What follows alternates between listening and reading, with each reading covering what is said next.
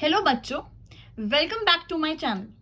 बेटा आज ना हम एक ऐसा काम करने वाले हैं ना जो नीट के बिल्कुल पास मतलब 2 या 3 महीने बचे हैं ना, उस टाइम तक भी बच्चों के दिमाग में रहता है कि हमें कोई ऐसी गाइड दे दे, कोई रोड मैप दे दे ऐसा कि जिससे भाई हम जाके नीट को क्लियर कर लें। So yes, hi, it's Nishu Sehgal and आज बेटा I will be giving you the ultimate guide for your NEET 2025। ठीक है, अभी अपने पास एग्जैक्टली 9 मंथ्स बचे हैं, मतलब अगस्त से अप्रैल तक हमारे पास एग्जैक्टली 9 मंथ्स बचे हैं। इस 9 महीनों में ना अब उतना टाइम तो नहीं है, ठीक है, कि अब आप गलती करो फिर अपनी गलती से सीखो फिर गलती करो, नहीं। अब बच्चे आपको अपने सामने क्लियर पिक्चर चाहिए कि मुझे ये करना है तभी मेरा जाके सिलेक्शन होगा। ठीक है, सो आज हम सारे पॉइंट्स डिटेल में डिस्कस करने वाले हैं इस वीडियो में।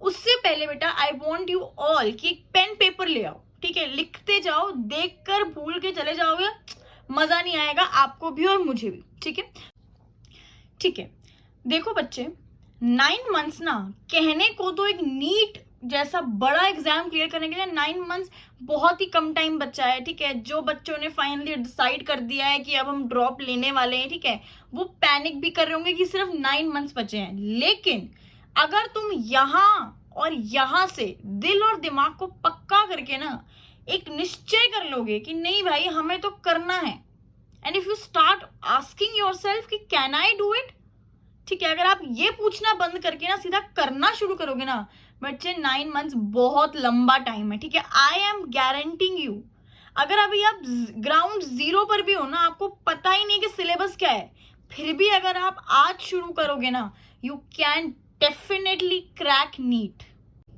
लेकिन बेटा अगर तुम श्योर नहीं हो, ठीक है, अगर तुम्हें लगता है कि तुम्हें इस वीडियो के बाद भी जाकर और टीचर्स की और क्रिएटर्स की अल्टीमेट गाइड वाली वीडियोस देखने की जरूरत पड़ेगी कि can I crack NEET in 6 months, can I crack NEET in 3 months, बेटा भूल जाओ, नहीं होने वाला है कुछ भी। बेटर है कि अपना आइडिया डॉक्टर बनने का छोड़ दो। ठीक है, अगर तुम श्योर हो ना कि ये तुम्हारी एक अल्टीमेट वीडियो होने वाली है, इस वीडियो के बाद तुम अपने आप को मोटिवेटेड फील करोगे and then you can start with the preparation. ठीक है, सबसे पहले हम ये मान के चलते हैं कि आप ग्राउंड जीरो पर हो, ठीक है, आपको कुछ भी नहीं पता है। सबसे पहले बच्चे आपको तीनों सब्जेक्ट्स बायोलॉजी, केमिस्ट्री, फिजिक्स, इन सारे चैप्टर सब्जेक्ट्स के चैप्टर्स जो आपके सिलेबस में उसकी एक लिस्ट बना लो। ठीक है, अलग अलग पेपर पे फिजिक्स, बायोलॉजी और केमिस्ट्री लिख लो।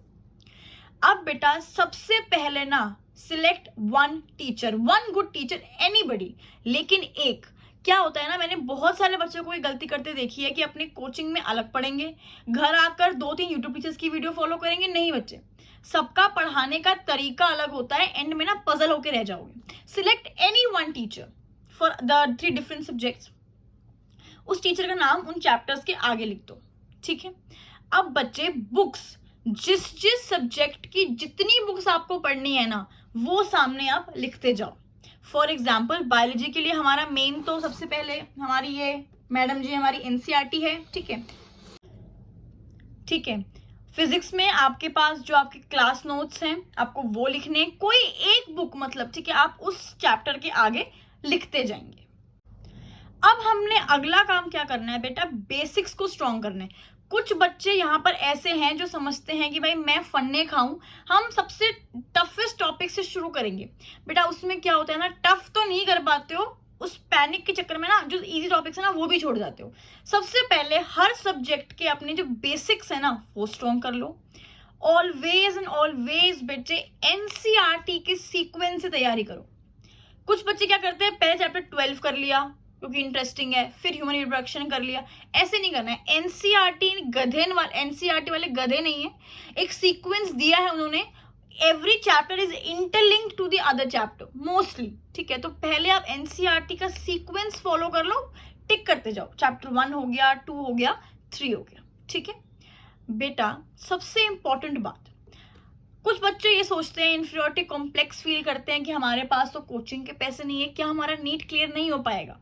बिल्कुल हो पाएगा। कोचिंग के पैसे ही नहीं है ना, दिल में जिगरा तो है, यूट्यूब से पढ़ डालो। आप हिम्मत तो करो, आपके सामने 100 रिसोर्सेज दिख जाएंगे आपको। अगर आप हिम्मत ही नहीं करोगे ना, पहले ही हार जाओगे, तो बेटा जो एक्चुअली जो एक रास्ता है ना वो भी बंद हो जाएगा। ओपन यूट्यूब, आपको थाउजेंड्स ऑफ टीचर्स मिल जाएंगे जो बहुत अच्छा पढ़ाते हैं, उनकी वीडियोस देख डालो। ऑलवेज ऑलवेज ऑलवेज बच्चे स्टार्ट विद इजी चैप्टर्स। जब कर पाओगे ना, जब लगने लगेगा कि यार ये तो इजी है, ये तो मैं कर सकता हूं, तो आगे बढ़ने की, स्टेप बाय स्टेप जाने की मोटिवेशन मिलेगी। पहले ही सबसे टफ चैप्टर उठाकर बैठ जाओगे ना, टफ भी नहीं कर पाओगे, मोटिवेशन तो सारी खत्म। तो सबसे पहले इजी चैप्टर से शुरू करना है। जो चैप्टर आपका कंप्लीट होता गया है ना, टिक लगाते जाना है। जो आपने लिस्ट बनाई है कि मैंने बायोलॉजी का ये चैप्टर कर लिया, फिजिक्स का ये चैप्टर कर लिया, एंड केमिस्ट्री का ये चैप्टर कर लिया। बेटा मंडे टू सैटरडे ना गधे बन जाओ, ठीक है। नए चैप्टर्स करो, नए टॉपिक्स करो, डीपीपी सॉल्व करो और क्वेश्चंस लगाते जाओ। मंडे टू सैटरडे रुकना नहीं है। संडे बच्चे जितना भी आपने कवर किया है उस एक हफ्ते में, उसकी रिविजन करो। जितने टॉपिक्स कवर किए हैं उनके PYQs लगाओ। प्लस अगर आप 12th में हो तो बोर्ड एग्जाम्स भी कहीं ना कहीं है, बोर्ड एग्जाम्स के लिए पढ़ लो, ठीक है। कुछ भी अलग नहीं है। स्पेशली अगर आपने देखा होगा कि मेरे चैनल पे तो I take NEET and boards hand in hand, ताकि आपको अलग से टाइम देना ही ना पड़े। तो मंडे टू सैटरडे सब आप पढ़ो, नए टॉपिक्स करो। संडे आपको रखना है to revise all the topics जो आपने उस हफ्ते में कवर करे हैं। अब अपन सबसे पहले फिजिक्स की बात कर लेते हैं, ठीक है। Most of the students find physics difficult, जो कि है भी, ठीक है, लेकिन अगर एक स्ट्रैटेजी से पढ़ोगे ना तो फिजिक्स भी आपको उतना मुश्किल नहीं लगेगा। सबसे पहले जो भी टीचर आपने डिसाइड किया है उसके क्लास नोट्स को अच्छे से पढ़ लेना है, ठीक है। मोस्ट ऑफ द बच्चे क्या गलती करते हैं बेटा, क्लास नोट्स तुमने पहली बार ही पढ़े, तुमको समझ भी आ गए, फिर बच्चे भागते हैं टू सॉल्व द न्यूमेरिकल्स। नहीं होंगे, उल्टा दिमाग और खराब हो जाएगा, ठीक है। क्लास नोट्स को बेटा एक बार पढ़ने के बाद उसको कम से कम 4 से 5 बार रिवाइज करना है। जब आपने उसको रिवाइज कर लिया, फिर एक पेपर लो और एक फॉर्मूला शीट बनाओ कि इस टॉपिक मैंने इतने फॉर्मूलाज पढ़े हैं, ठीक है।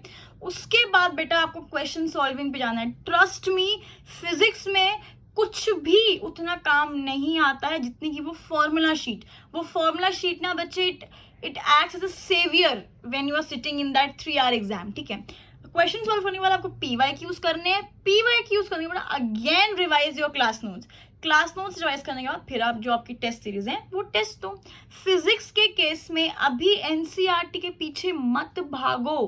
पहले अपने बेसिक्स जो मैंने आपको बताए हैं, class notes, revision, problems, DPPs, PYQs, test दे दो। उसके बाद बच्चे जो आपकी फिजिक्स के जो इन टेक्स्ट क्वेश्चन है, बैक क्वेश्चन है, उसके बाद फिर आप वो कर सकते हो। अब चलते हैं केमिस्ट्री पे। केमिस्ट्री में बेटा आपको सेम करना है। पहले आप अपने क्लास नोट्स रिवाइज करेंगे, क्लास नोट्स को पढ़ेंगे, उसके बाद रिवाइज करो 4 to 5 टाइम्स। देन आप प्रॉब्लम सॉल्विंग तरफ जाइए, अपने PYQs लगाइए, फिर रिविजन करिए क्लास नोट्स का, फिर अपनी टेस्ट सीरीज पे ध्यान दीजिए। ये सब जब हो जाए तो यस, केमिस्ट्री के NCERT आपको जरूर उठानी है। ऑर्गेनिक की जहां तक बात है ना बेटा, एक बार NCERT से जरूर कर जाना, और इनऑर्गेनिक तो आपको एक्सक्लूसिवली NCERT से ही करनी है, ठीक है।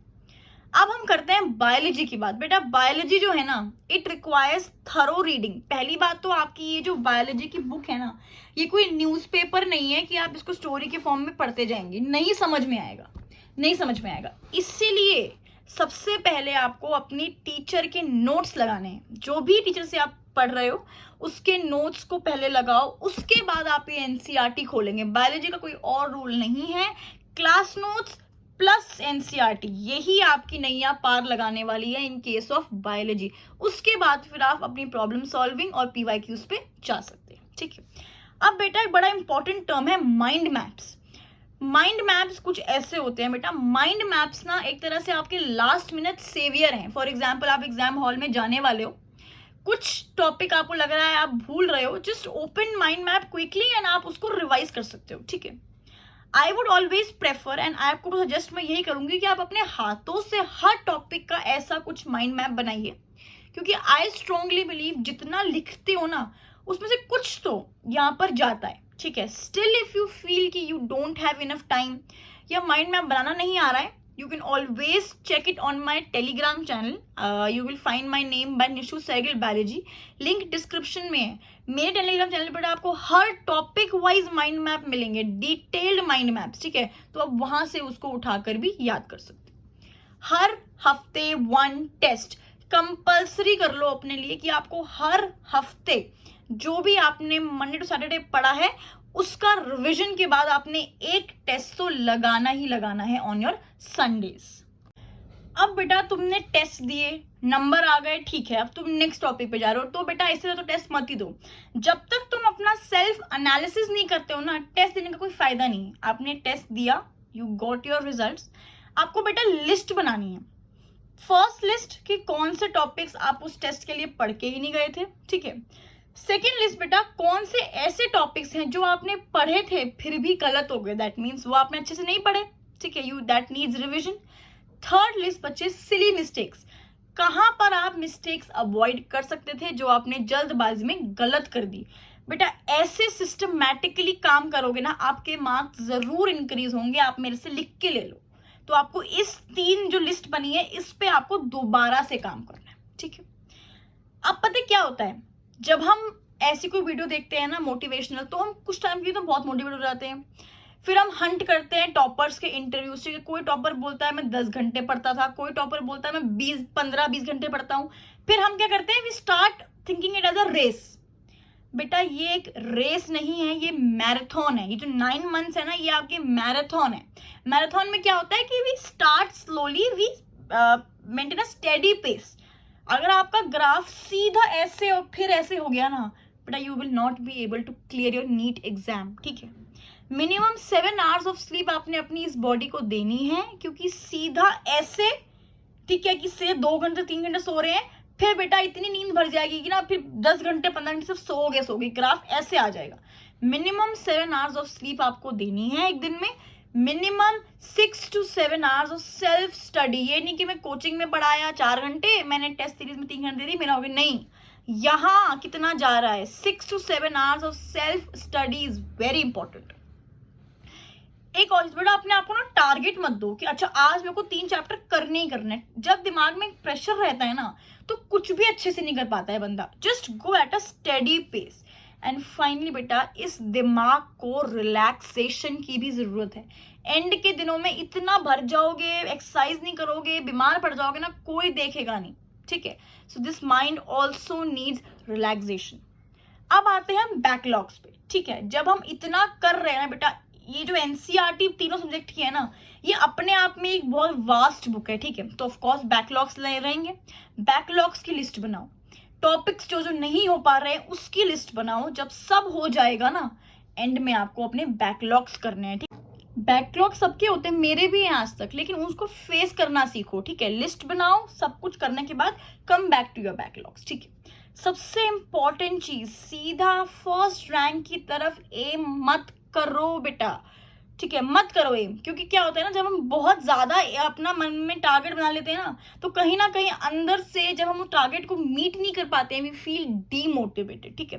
Try to complete your syllabus by January और मैक्सिमम मिड फरवरी, ठीक है। मिड फरवरी के बाद मार्च तक बेटा जो आपके बैकलॉग्स हैं वो कवर करो। March to April only and only revision, 3 बार 4 बार 5 बार full revision of every topic मार्च से अप्रैल तक। लास्ट में बच्चे I would like to tell you कि ना यहाँ एम्स मत बिठा लो कि भाई मेरे को तो एम्स जाना है जस्ट बिकॉज आपने किसी एम्स के टॉपर का इंटरव्यू सुन लिया, 1 दिन 2 दिन बहुत मोटिवेट हो गए, लगे पड़े गधों की तरह। नहीं, यहाँ पर बिठाओ सिलेक्शन के लायक पढ़ो, पहले सिलेक्शन के लायक बुक्स कंप्लीट करो। जब आपको लगे ना कि हाँ भाई मेरे को सब आ गया है, कि मेरा सिलेक्शन तो पक्का है, उसके बाद बेटा एम्स करो। उसके बाद एम्स के लेवल की बुक उठाओ। उससे पहले अपनी कैपेसिटी के अनुसार सिलेक्शन पक्का करो पहले। समझ में आया, ठीक है। इसके अलावा आपको जो भी गाइडेंस, जो भी मोटिवेशन चाहिए, you can always subscribe my channel, ठीक है। आई एम ऑलवेज देयर, ये चैनल रहेगा हमेशा, ठीक है, बाय योर साइड। पूरे साल आपको मोटिवेशन मिलती रहेगी, लेकिन बेटा अब ना 9 महीने बचे, ये करना बंद कर दो। यहां बिठाओ, I have 9 months of time, I can do it, ठीक है। Work hard, earn your doctor title. Definitely बेटा ये 9 months ना तुम्हारी जिंदगी चेंज कर सकते हैं, डेफिनेटली कर सकते हैं।